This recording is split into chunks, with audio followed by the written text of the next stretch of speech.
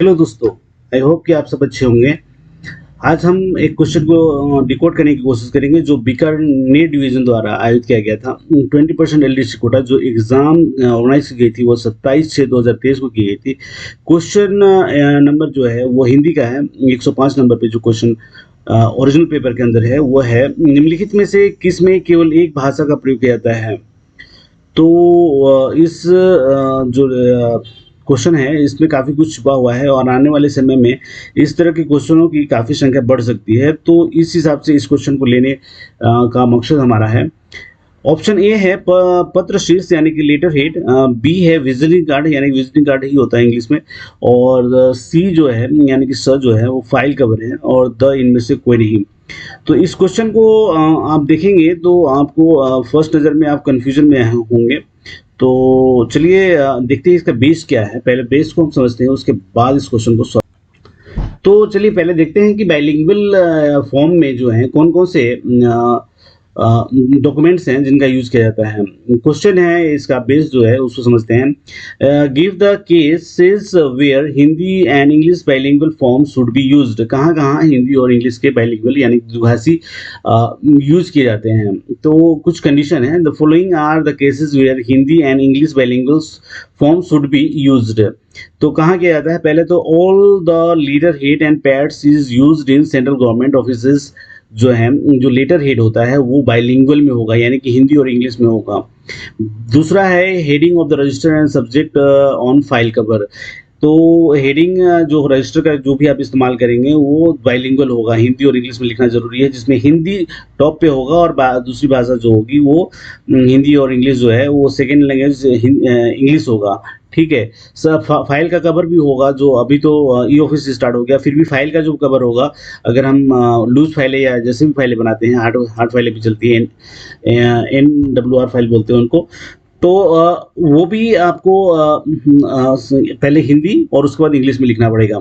जो भी rubber stump इस्तेमाल किए जाते हैं, सील स्टंप भी जिसको बोलते हैं कुछ जगह पे, जो ऑफिसर के लिए इस्तेमाल किया जाता है, या फिर एड्रेस प्रूफ के लिए जो किसी डिवीज़न से किसी और जगह पे बाय पोस्ट भेजे जाते हैं, तो वो भी हिंदी और इंग्लिश में होंगे। इसके अलावा जितने भी प्रिंटेड फॉर्म जो यूज़ किए जाते हैं वो पहले हिंदी में होंगे और उसके बाद अंग्रेजी में होगा। नेम बैंडेज जो है वो भी हिंदी इंग्लिश में किया जाएगा, और नाम और डिसीजन के जो बोर्ड होंगे, जो कि कॉन्फ्रेंस टेबल या ये होंगे किसी के चैम्बर के बाहर, वो भी पहले हिंदी में और उसके बाद अंग्रेजी में होंगे। एजेंडा नोट एंड मिनट्स जो ऑफिशियल मीटिंग के बाद जारी किए जाते हैं वो भी इंग्लिश पहले हिंदी और इंग्लिश में होंगे। Time table, telephone directive, visiting card और documents coming under the section 3 of the official language जो हैं, जिनका 14 डॉक्यूमेंट है जिनके अंदर हिंदी और इंग्लिश में जारी किया जाना ज़रूरी है। तो ये सारे जो हैं वो इंग्लिश और हिंदी वर्जन में आपको करना ही पड़ेगा। ठीक है। और इसका नोट के अंदर भी लिखा है कि in all the above cases English version should be below Hindi version. तो हिंदी ऊपर में होगा और इंग्लिश नीचे में होगा। ठीक है। तो यहाँ पे जो हमने देखा पहले, तो विजिटिंग कार्ड जो है वो भी बाइलिंगुअल होगा। लेटर हेड जो सेंट्रल गवर्नमेंट के द्वारा जो यूज़ की जाएगी वो भी बाइलिंगुअल होगा। इसके अलावा फाइल कवर जो है, जो आप बी नंबर में देख सकते हैं यहाँ पे, तो ये बाइलिंगुअल होगा।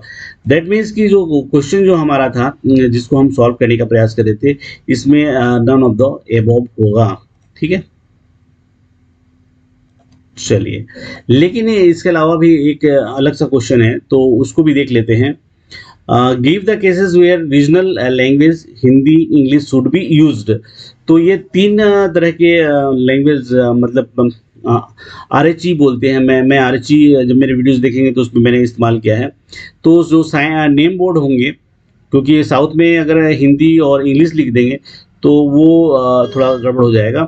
साइन बोर्ड होगा, या फिर जो बैनर्स होते हैं वो भी उस तरह से पहले रीजनल लैंग्वेज में होगा, फिर हिंदी होगा, फिर इंग्लिश होगा। ठीक है।